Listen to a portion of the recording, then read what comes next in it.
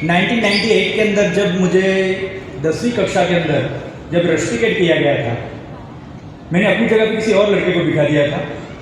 चौथे पेपर में पकड़ा गया था और मेरे पास जो डिग्री है जिसे हम सर्टिफिकेट बोलते हैं, उस सर्टिफिकेट के ऊपर लाल सिग्नेचर मारा हुआ है कि ऑल ओवर इंडिया के अंदर किसी भी स्कूल के अंदर मुझे कुछ समय तक एडमिशन नहीं मिलेगा। मेरे पापा हमेशा ये बोलते थे कि हम घर में 3 भाई बहन हैं। मेरे पापा हमेशा एक ही डायलॉग मारते थे कि सबसे नालायक बच्चा अगर कोई घर में है तो मैं हूं।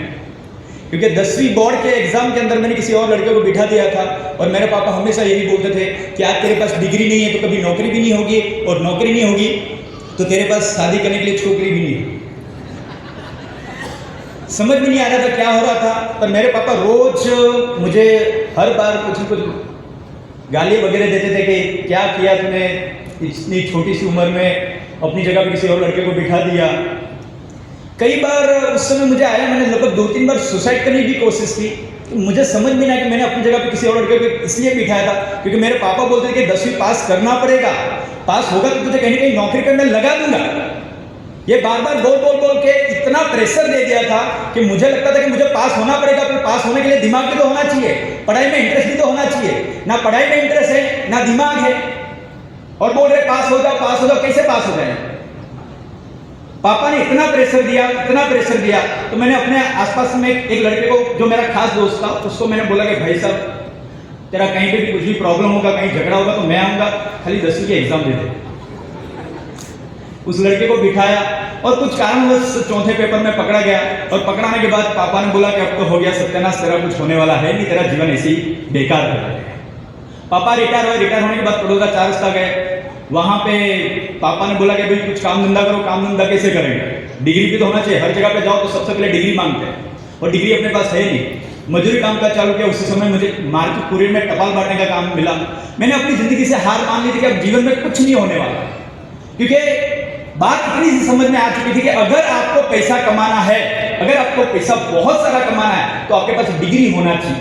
ये हिंदुस्तान की कहानी है, और मेरे पास डिग्री नहीं थी तो मैं समझ गया अब कुछ होने वाला है नहीं। और उसी समय मुझे मार्केटपुर में टपाल बांटने का जब जॉब मिला, 1700-1800 रुपया पगार, और उसमें मैंने मान लिया कि अब जीवन में कुछ होगा नहीं, बस जैसे जैसे जीवन चल जाएगा। और मेरे पापा ने जैसे शादी करवा दिया, और शादी के बाद बस अब तो हो गया, खत्म कहानी, अब कुछ नहीं होगा।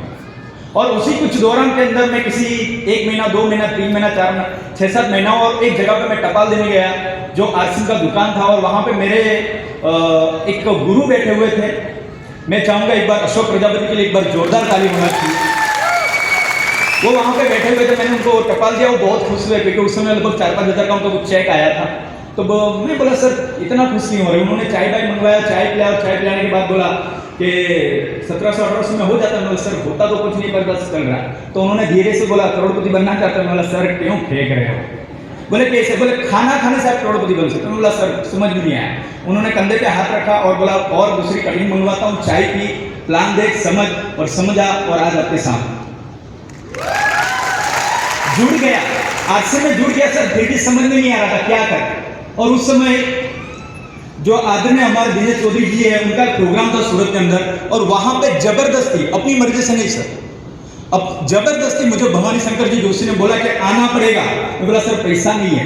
पैसा नहीं होगा तो भी आना पड़ेगा। मैं बोला सर गाड़ी भी नहीं है। बोले गाड़ी भी छोड़, तेरे को आना पड़ेगा। मैं बोला सर आऊं कैसे, पैसा भी नहीं है, गाड़ी नहीं है। बोले अशोक प्रजापति की गाड़ी में बैठ जाकर आना तो पड़ेगा।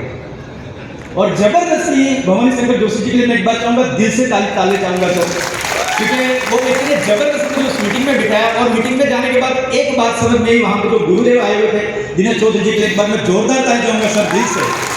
वहां पर जाने के बाद एक बात समझ में आई, समझ में कुछ नहीं आया कि क्या करना है, क्या खाना है, क्या पीना है, कुछ समझ नहीं आया। समझ में इतना आया कि सर 10वीं में 4 बार फेल है। 10वीं में 4 बार फेल। तो मैं बोला सर के साथ तो अपना कनेक्टिविटी परफेक्ट बैठ रहा है।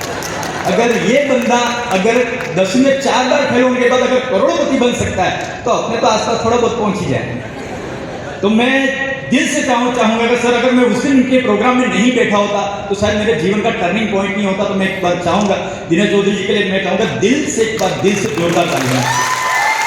क्योंकि वहां पे जाने के बाद पता चला कि डिग्री होने के बाद भी आदमी, बहुत सारे लोग हैं कि करोड़पति नहीं बन सकते, पर बिना डिग्री के भी आप करोड़पति बन सकते हो, खाना खा खा के और खाने वाले लोगों की टीम बना।